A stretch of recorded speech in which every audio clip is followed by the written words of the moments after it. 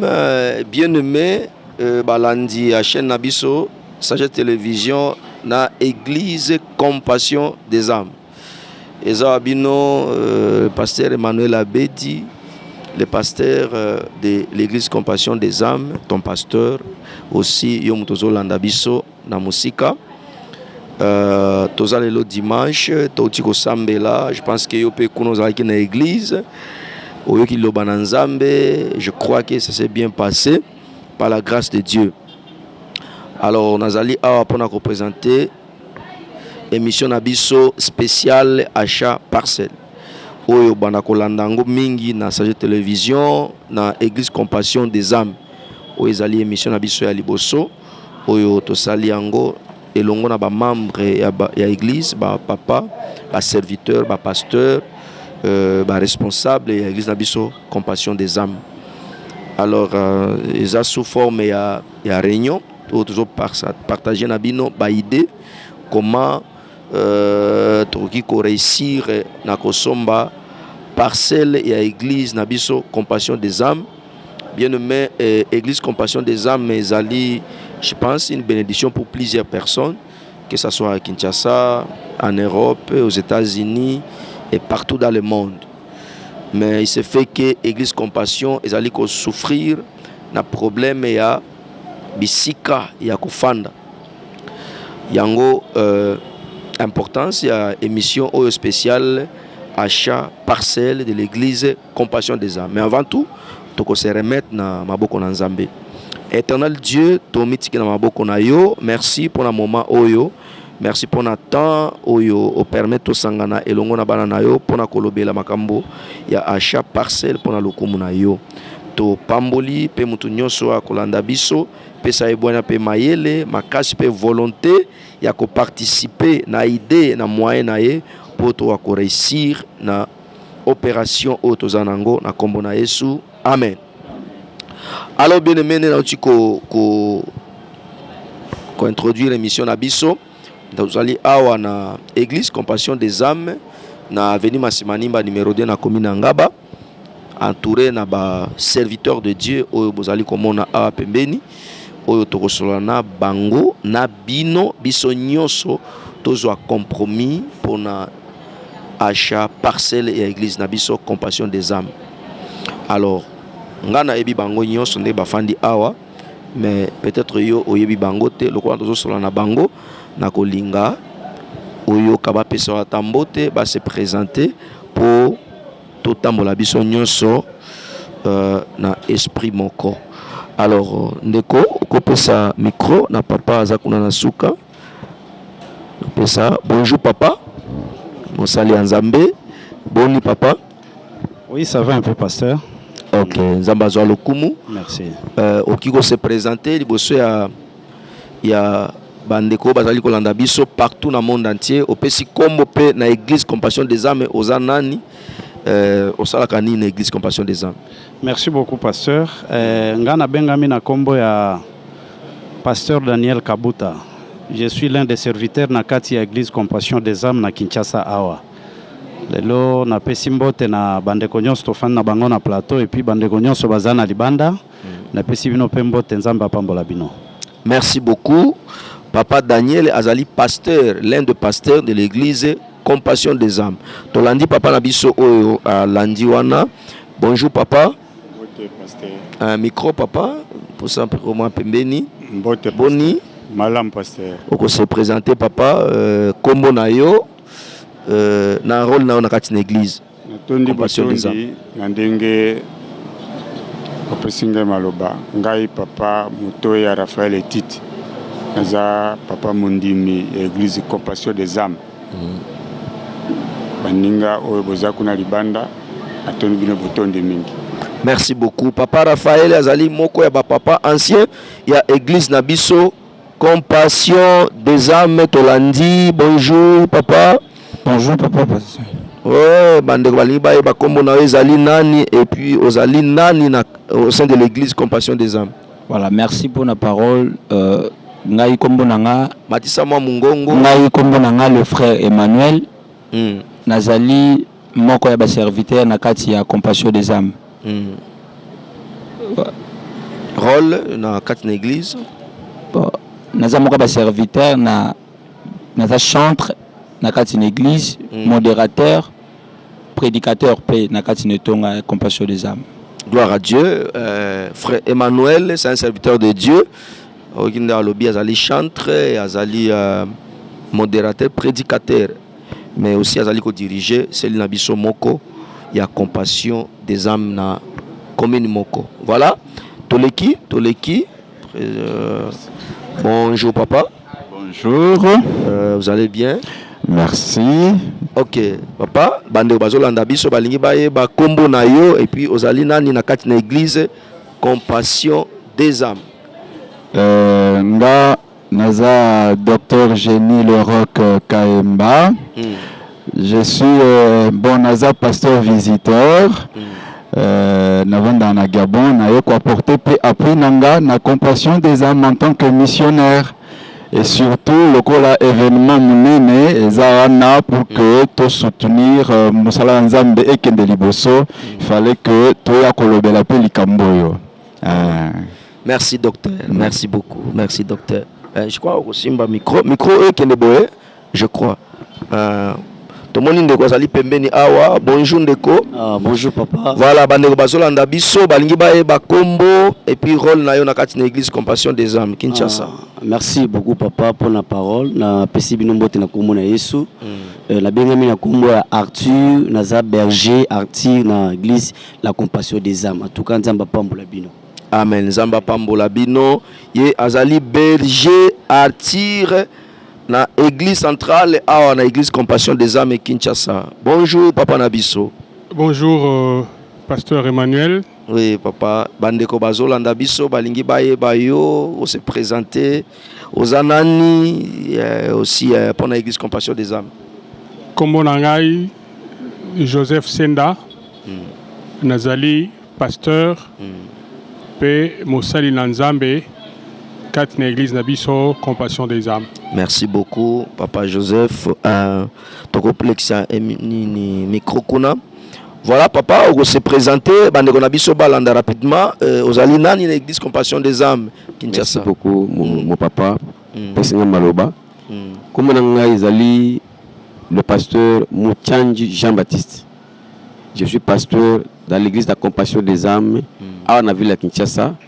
C'est pourquoi vraiment de l'amour du Seigneur, nous sommes au nom de Jésus. Merci beaucoup. Au nom de Jésus. Voilà. Toko betela Yesu maboko. Zambe azo alokumu. Merci beaucoup. Je pense que au Tikolanda, tous allez entourer un pasteur, plupart pasteur, berger, encadreur et papa monko ancien et à l'église Nabiso compassion des âmes. Bien aimé. Église Compassion des âmes, c'est une église parmi tant d'autres où ils allaient dans la ville à Kinshasa, connue à Kinshasa et ailleurs. Dans le monde entier, surtout, Libanda, église Nabino Compassion des âmes et Yebani, et Bolinga Kango Mingi Toyebiango.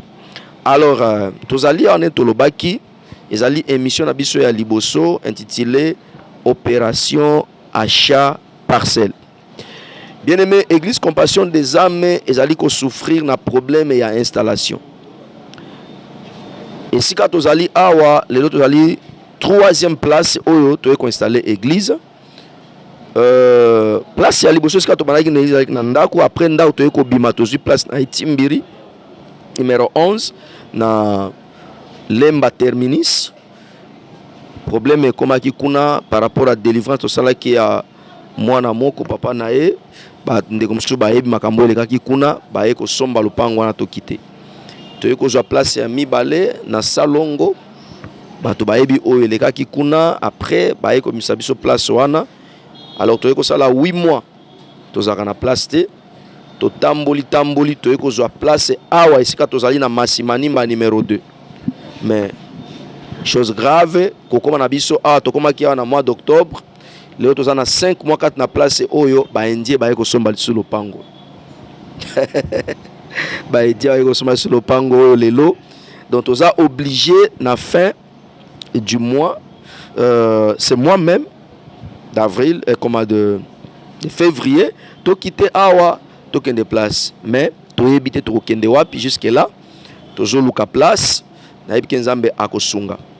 Alors sujet na biso ezali opération achat parcelle. Nalingi nano tosolola muke na ba papa o tofandi a na bandeko bazolanda biso. Naza na question moko nazali ko poser. Est-ce que ba papa na bandeko bazolanda biso importance nini ezali na vie ya mutu oyo a contribuer pour na achat parcelle ya église? Intérêt na ezali nini? Avantage ni ezali na kati tant mutu abimisi mbongo na ye alobi non mbongo oyo bosomba parcelle pour na église, ou alors azui parcelle na ye apesi yango, que ça soit na Bible, que ça soit na bomoto boye.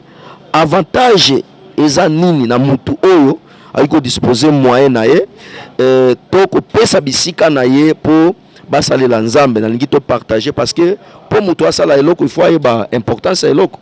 Bato bele basala ka eloko te parce que ayebi importance à l'ité, mais ce qui mutu ayebi importance ya eloko, je pense qu'il y a kosala ngo avec amour et avec précipitation aussi. Yango toko poser question wana toko banda na papa na biso na docteur Génie azo répondre biso. Papa docteur, bonjour. Rebonjour, excuse. Rebonjour, pasteur. Alors papa docteur Génie, mutu oyo abimisi mbongo na ye to azu parcelle na ye apesi batia église ya Nzambe, ayiko s'attendre na nini na Nzambe bandeko na biso bazolanda biso? Merci pasteur. Ongana koko koloba, je ne peux que me référer à la parole de Dieu, à la Bible, hein, parce que nous sommes les serviteurs du Dieu qui nous a donné déjà des écrits comme modèle, comme référence. Alors, il dit qu'il est le Dieu fidèle et qu'il ne reste redevable de personne qui pose un acte aux avantages de Dieu, pour les intérêts de Dieu. Dieu dit qu'il ne reste débiteur de personne. Donc, lorsque vous détectez les intérêts de Dieu, comme nous sommes en train d'en parler, l'achat du parcelle, c'est pour les intérêts de Dieu, c'est pour les intérêts du royaume de Dieu. Lorsque les âmes sont gagnées, la Bible dit, il y a une grande fête dans le ciel. Dieu est satisfait, Dieu il est content. Alors en retour, Dieu dit qu'il ne reste débiteur de personnes qui posent un tel acte, qui contribuent au salut des âmes. Donc, je ne peux que dire, comme avantage que la personne qui contribue à l'achat de la parcelle de l'église peut avoir de la part de Dieu, c'est que Dieu le bénira de manière exceptionnelle. Parce que nous voyons dans la Bible, David a conçu la pensée d'attribuer un lieu de résidence pour le coffre de l'alliance de l'Éternel. Et qu'est-ce que Dieu dit? Il dit, David, à cause de cet acte que tu as posé, eh bien, je te bénirai de manière infinie. Voyez-vous? Donc, de manière infinie. Jusqu'à aujourd'hui, même en Israël, lorsque vous allez, la présidence, la royauté, elle est détenue par un descendant de la racine de David. À cause de l'achat parcelle. À cause juste de la pensée. David n'a même pas construit le temple et la terre pour Dieu. Il a juste eu la pensée. La pensée. Juste la pensée. Et Dieu décide de le bénir de manière générationnelle. Voyez-vous? Donc, tous ceux qui nous suivent peuvent comprendre à quel point c'est un moment privilégié. C'est une opportunité. C'est un moment privilégié. Toi qui te sens bloqué devant, je ne sais pas moi, quelle difficulté dans ta profession, dans tes projets, mais c'est une opportunité en or pour dire, je lance le défi à Dieu. Le Dieu qui ne reste débiteur de personne, le Dieu qui ne reste redevable de personne lorsqu'on pose un acte pour ses intérêts. Alors moi, je vais semer. Et tous nous savons le potentiel d'une semence. Tu sèmes aujourd'hui, tu récolteras de manière générationnelle. Tu peux aujourd'hui semer, je sais pas moi, tu peux semer l'achat de la parcelle, autant de tôles, autant de je sais pas moi, de briques, ou je sais pas moi, pour construire l'œuvre du Seigneur. Mais cette semence ne mourra jamais. Toi, tu récolteras, tes enfants récolteront, tes arrière-petits-enfants récolteront, et cela de manière générationnelle. Voilà pourquoi Dieu dit, je bénirai jusqu'à la 1000e génération. Ceux-là qui font sa volonté, qui touche les intérêts de Dieu. Donc, moi, je peux que dire, vous encourager, vraiment vous faire violence.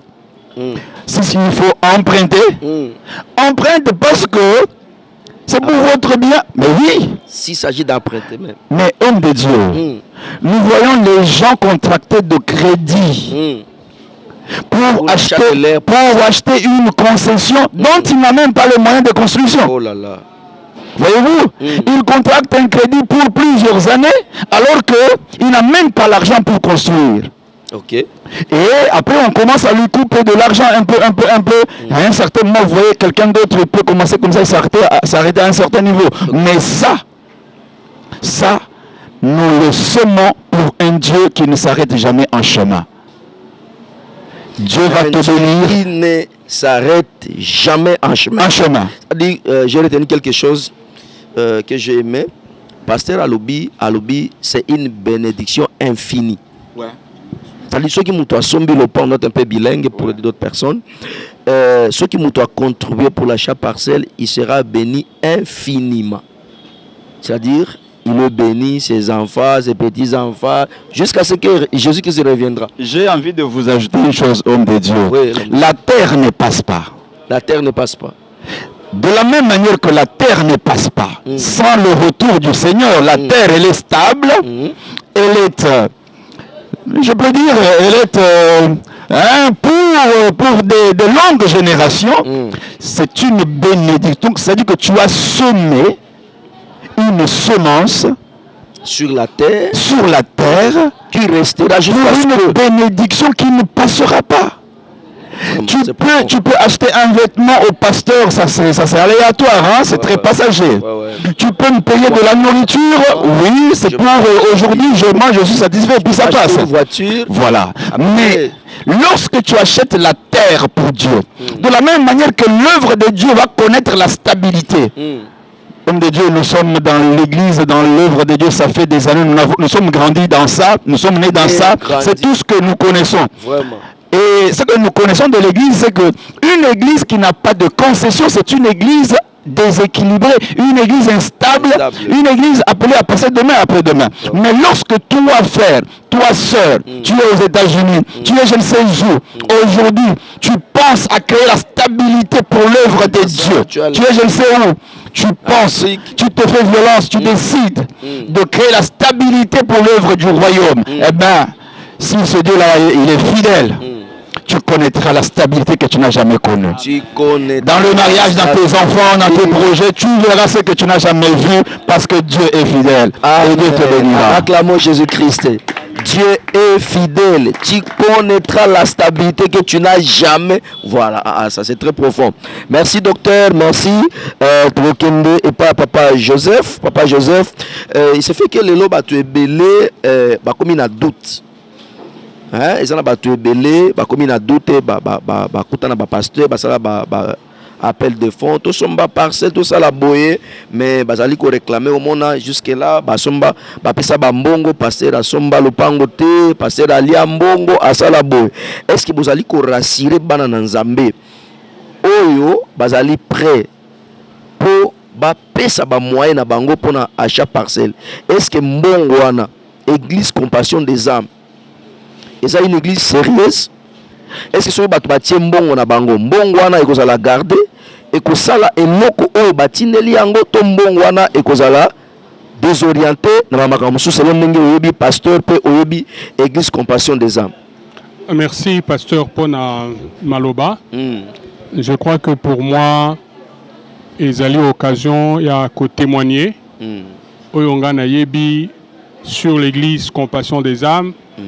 Openga na yebi sur l'homme de Dieu, pasteur Abedi.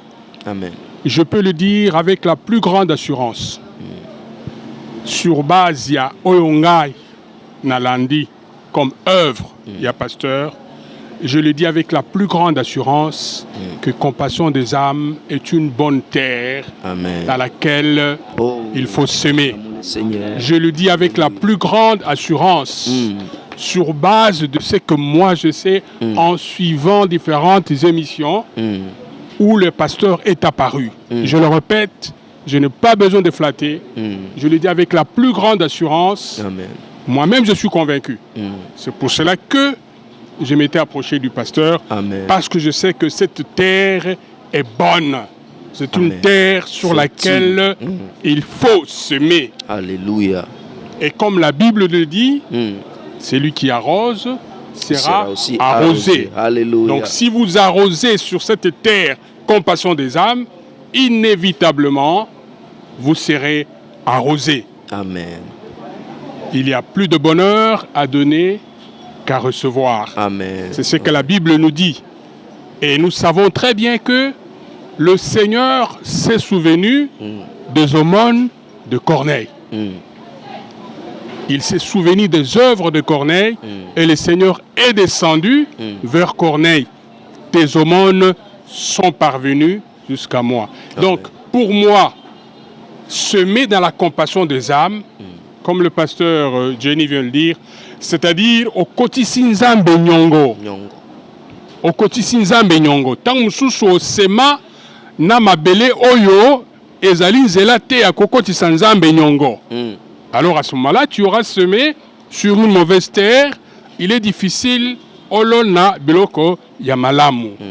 Compassion des âmes est une bonne terre sur laquelle il faut semer et vous allez certainement récolter la bonne sémence. Amen. Voilà ce que je peux dire. Certainement.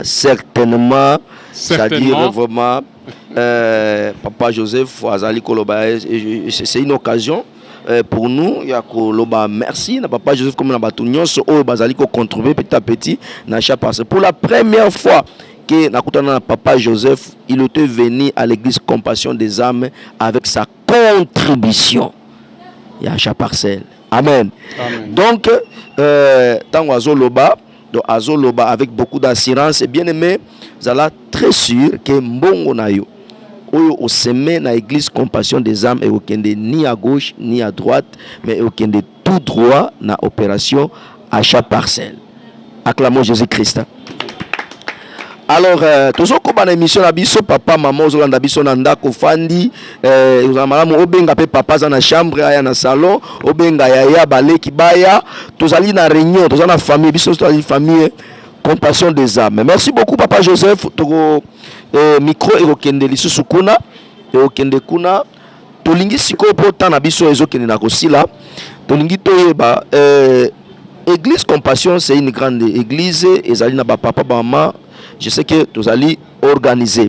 Maintenant, question nanga awa ezalina tuna papa Daniel eloko nini o bosali comme organisation parce que mutu muso akoza tamuso na mbongo na atinda tona makanisi na lupango moko boye na pesa pona nzambe pona musala na nzambe ndenge docteur Cholo ba ezali bien sûr infini papa a pesi certitude et que nzambe certainement akobénir docteur alobi soki opesi nzambe atikalaka na nyongo ya mutu te. Amen. Sikoyo organisation nini boza nango na église Compassion des âmes oyo mutu aoki kokota na nzela organisation na si s'agit apesa possibilité moyen na ye to lupango nini oyo bozali kobongisa na kati ya église Compassion des âmes. Alors tozo koba na ba question na biso.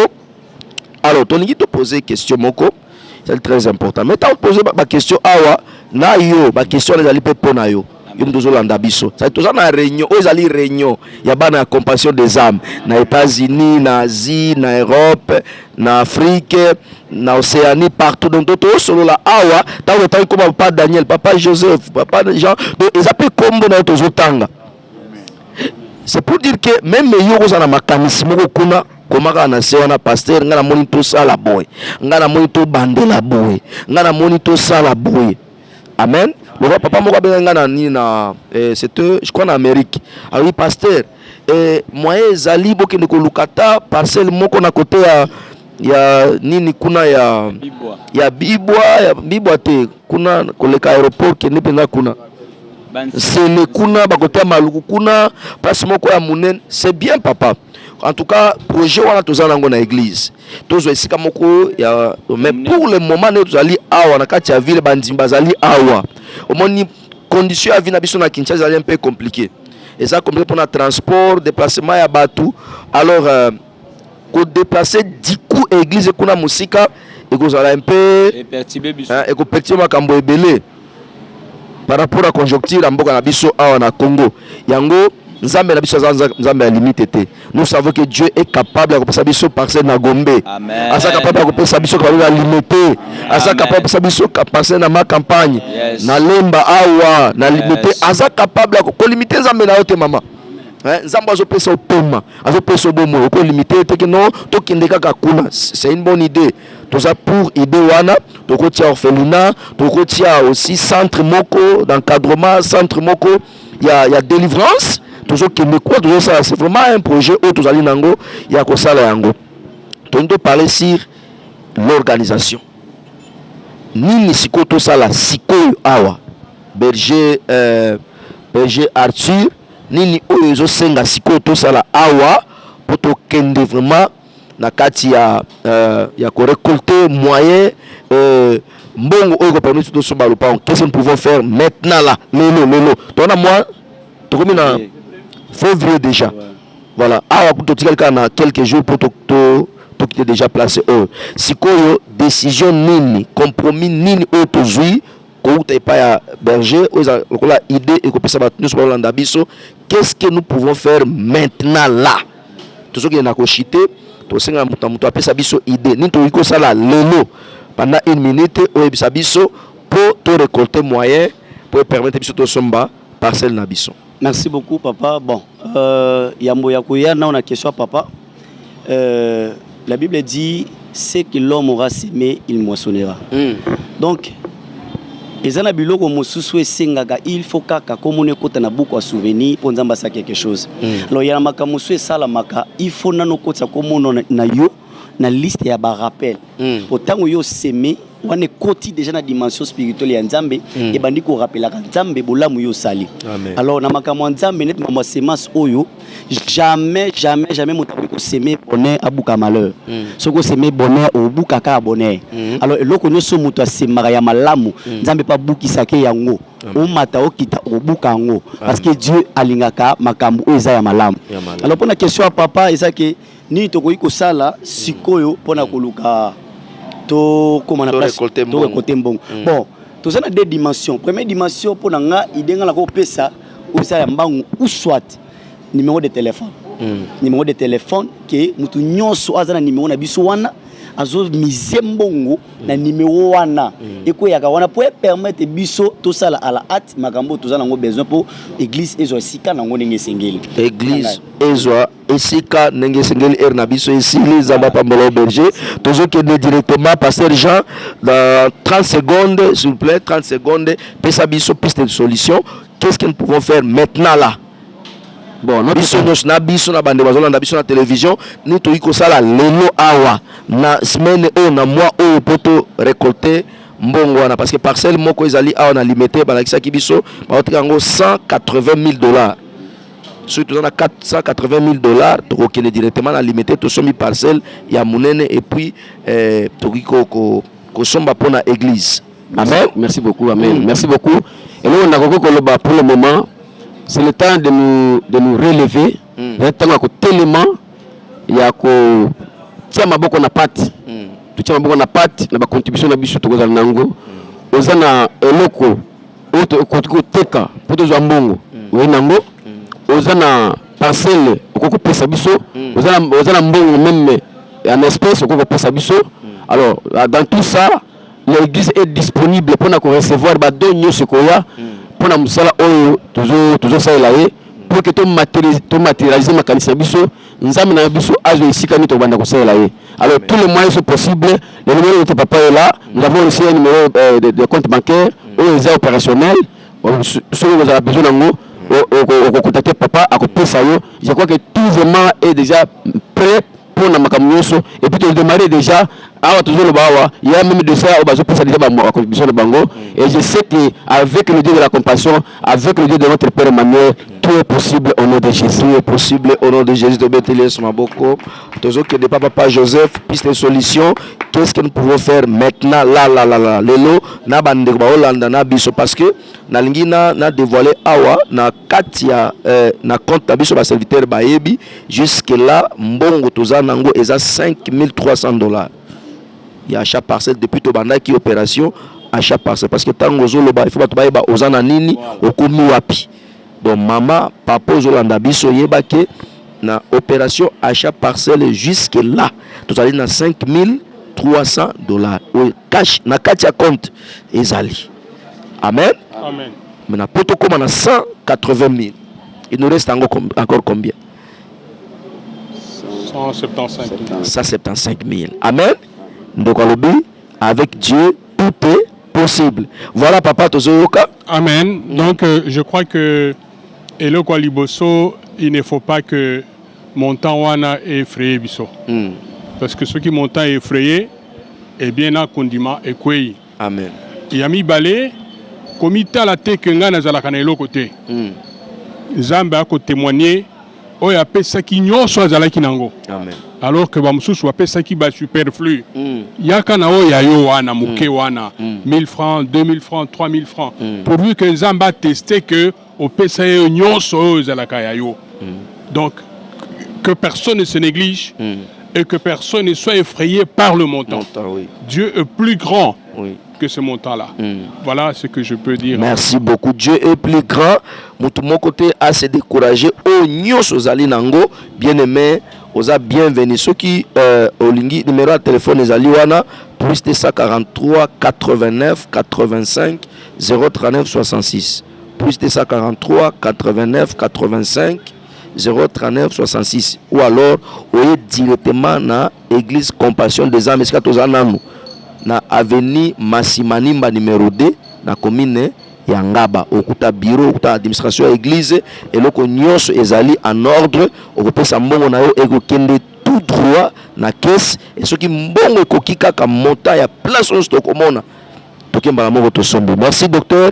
Dans 5-6 secondes ko biso piste de solution. Qu'est-ce que nous pouvons faire maintenant là pour tozoa Église et Lupango, qu'est-ce que nous pouvons faire? Merci pasteur, moi je vais réitérer la tozo kende, to évolue, to komi boye, to komi na boye, ba proposer biso boye, to sali boye, po biso nyonso ensemble, to baka idée, nous tozo sa pe to komi wapi.